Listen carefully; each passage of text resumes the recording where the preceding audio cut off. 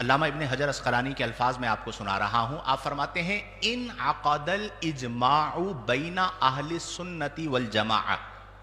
آپ فرماتے ہیں کہ حضرت صدیق اکبر رضی اللہ عنہ کے افضل البشر بعد الانبیاء ہونے پر ان عقد الاجماع اہل سنت و جماعت کے درمیان اجماع منعقد ہو چکا ہے. کیا منعقد ہو چکا ہے؟ یعنی بعض لوگوں نے یہ بحث کی. اب آپ جانتے ہیں کہ ہمارے یہاں بعض لوگ سطحی علم رکھتے ہیں. کون سا علم رکھتے ہیں؟ اور اللہ ہمیں اس وقت سے بچائے کہ جب ہم دین اور علم کو شہرت کا ذریعہ بنائیں. یہ دعا کیا کریں, مجھ گناہگار کے لیے بھی یہ دعا کیا کریں کہ اللہ تعالی ہمیں اس وقت سے پہلے موت عطا فرمائے کہ جب ہم یہ سوچ بنا لیں کہ میں نے اپنے علم کو اور اپنے دین کو شہرت حاصل کرنے کا یا مال حاصل کرنے کا ذریعہ بنانا ہے. تو اب بعض لوگ اس طرح کی ابحاث اس موقع پر اس لیے چھیڑتے ہیں تاکہ وہ اس کے ذریعے فیم حاصل کریں اور انتشار کی فضا قائم ہوتی ہے. اور ایک بحث کرتے ہیں کہ جی جمہور کا قول یہ ہے. کیا کہتے ہیں؟ جمہور کا موقف یہ ہے کہ حضرت صدیق اکبر افضل ہیں. یہ یاد رکھیں اہل سنت و جماعت خاص طور پر, اور اس پر نصوص کثیرہ موجود ہیں کہ حضرت صدیق اکبر کا افضل البشر بعد الانبیاء ہونا اس پر جمہور کا قول نہیں ہے, اس پر اجماع امت ہے. اس پر کیا ہے؟ یعنی جیسے 4 دلائل ہوتے ہیں نا, قرآن, حدیث, اجماع اور قیاس. تو ان ادلہ اربعہ میں سے جو اجماع ہے وہ حضرت صدیق اکبر کے افضل ہونے پر ہے. حضرت صدیق اکبر کا افضل ہونا یہ کوئی اجتہادی مسئلہ نہیں ہے کہ کوئی کہے کہ جی میں نے ادلہ کو دیکھا, دلائل کو دیکھا, اور اس میں سے میں نے یہ استنباط کیا کہ حضرت علی افضل ہیں حضرت صدیق اکبر کے مقابلے میں, یا حضرت صدیق اکبر افضل ہیں حضرت علی رضی اللہ عنہ کے مقابلے میں. یہ استنباطی مسئلہ نہیں ہے, یہ منصوص مسئلہ ہے. کون سا مسئلہ ہے؟ یعنی جس پر نص موجود ہے.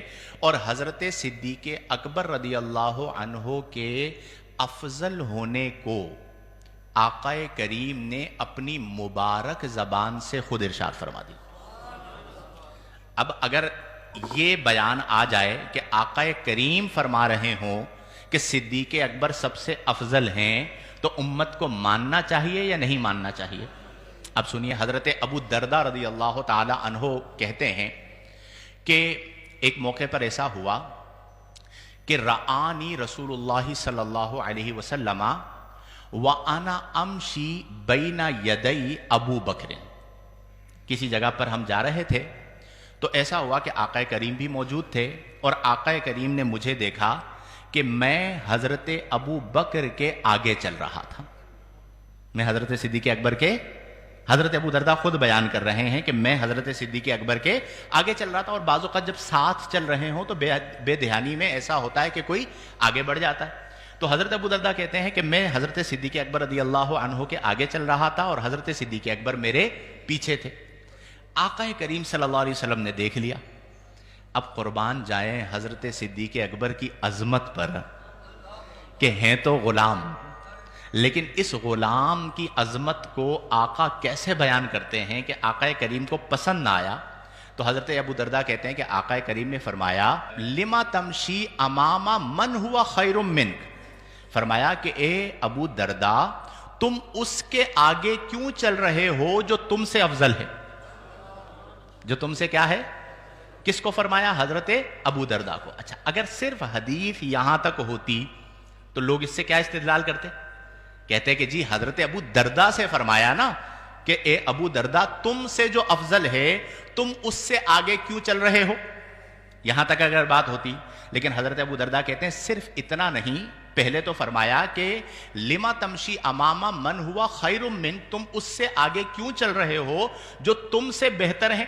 اور پھر اس کے بعد فرمایا ان ابا بکر خیر الناس بعد الرسلی او کما قال صلی اللہ علیہ وسلم، آقا کریم نے فرمایا کہ جان لو ان ابا بکر خیر من طلعت الشمس علیہ وغربت، جس پر سورج طلوع و غروب ہوتا ہے انبیاء اور رسل کے بعد ان تمام میں سب سے افضل ابو بکر ہیں۔ کس نے فرمایا؟ رسول اللہ صلی اللہ علیہ وآلہ وسلم نے۔ کس کے لیے فرمایا؟ حضرت صدیق اکبر رضی اللہ عنہ کے لیے۔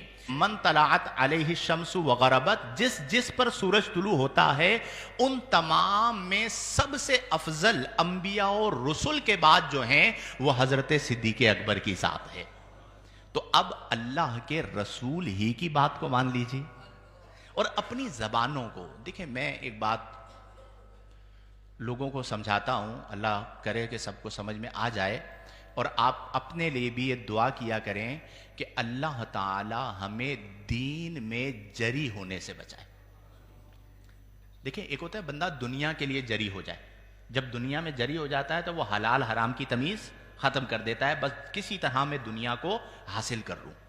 جب بندہ دین میں جری ہو جاتا ہے تو پھر وہ دین کی بنیادوں کو نقصان پہنچاتا ہے، کیونکہ پھر وہ دین کے تابع نہیں چل رہا ہوتا، دین کو اپنے تابع چلانے کی کوشش کر رہا ہوتا ہے، اور پھر وہ موازنہ شروع کر دیتا ہے۔ تو ہم نے اس بات کو بارہا بیان کیا ہے کہ ہمارا یہ عقیدہ ہے کہ جو ترتیب خلافت ہے وہی ترتیب افضلیت ہے۔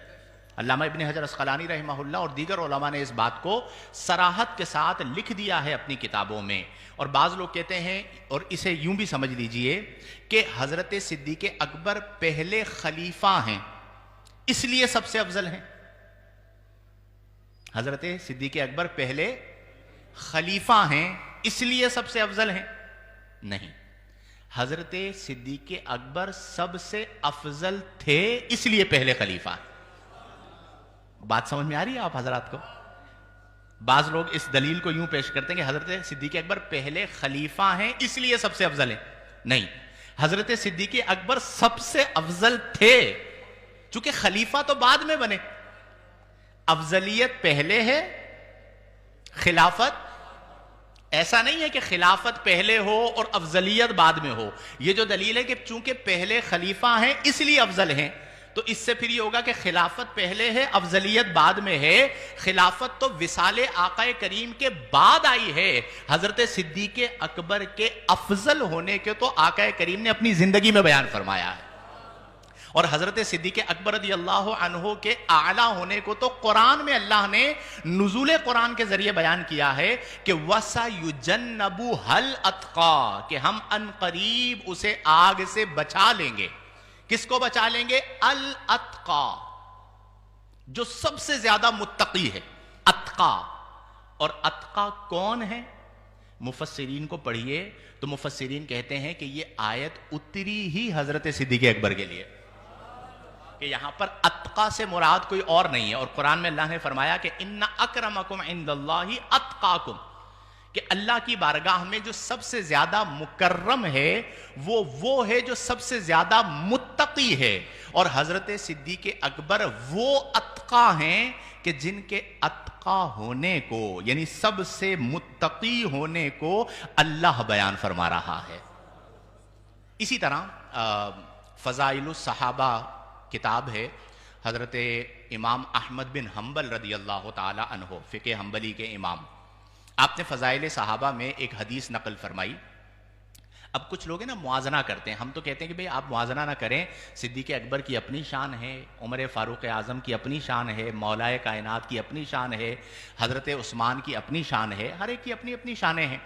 لیکن آپ یہ دیکھیے کہ جن سے بعض لوگ موازنہ کرتے ہیں تفضیلیت کے اعتبار سے، تو وہ یہ دیکھیں کہ مولا علی کیا فرما رہے ہیں۔ اگر حضرت علی کا قول مل جائے تو بات ختم ہو جانی چاہیے نا کہ افضل کون ہے۔ تو حضرت امام احمد بن حنبل نے فضائل الصحابہ میں حدیث نقل کی، روایت نقل کی۔ آپ کہتے ہیں کہ فخطبنا علی رضی اللہ تعالی عنہ، کہ ایک بار ایسا ہوا کہ حضرت علی رضی اللہ عنہ نے لوگوں کو خطبہ دیا، ممبر پر بیٹھے اور ممبر پر بیٹھ کر حضرت علی نے خطبہ دیا۔ فحمد اللہ وذکرہ ما شاء، اللہ کی حمد بیان کی اور جو چاہا اللہ کی تعریف و توصیف کو بیان کیا. اور تعریف و توصیف کو بیان کرنے کے بعد حضرت علی رضی اللہ تعالی عنہ نے فرمایا کہ ان خیر الناس، ان ابا بکر خیر الناس بعد الانبیاء. حضرت ابو بکر رضی اللہ عنہ کے حوالے سے مولائے کائنات فرما رہے ہیں کہ انبیاء کے بعد لوگوں میں جو سب سے بہتر ہے وہ کوئی اور نہیں، حضرت سیدنا صدیق اکبر ہیں.